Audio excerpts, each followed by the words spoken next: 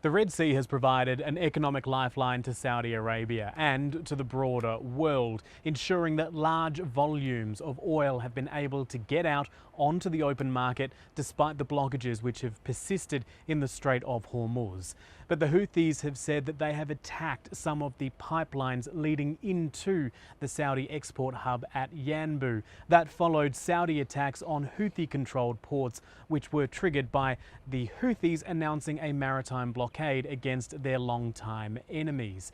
So while that situation does appear to be deteriorating, it does seem like there is some relative calm on the other side of the Arabian Peninsula.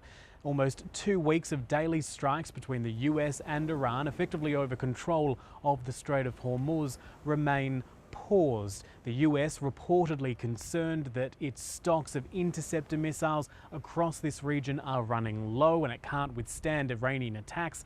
Iran saying it won't attack the US if it isn't attacked first by American forces, although the country's foreign ministry spokesperson has been keen to stress that Iran isn't letting the US call all of the shots. We have never allowed, and we will never allow, the United States to determine when there is war or peace. We will defend ourselves whenever our interests require it. Now, despite that period of almost 2 weeks of intense fighting between the US and Iran, the other instigator of this war, Israel, hasn't rejoined the fighting.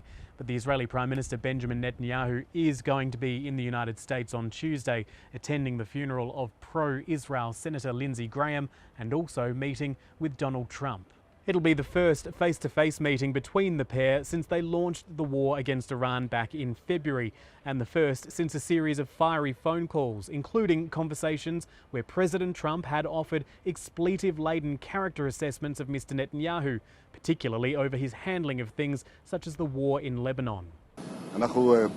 We will discuss all the issues on the agenda, foremost among them Iran.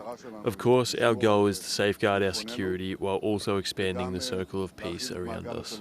Publicly available flight data shows the Prime Minister's plane, which is nicknamed the Wing of Zion, making a direct flight from Israel to the United States over continental Europe. Now, why is that important?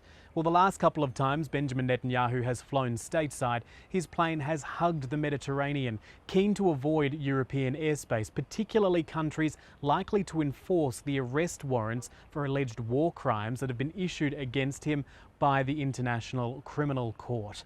Perhaps, given the sacking of the ICC's chief prosecutor Karim Khan over the weekend and the relentless criticism of the court by the United States in recent months, has emboldened him to take that more direct flight path, thinking that countries are less likely to enforce those arrest warrants, even though they remain current despite the internal ructions inside the ICC.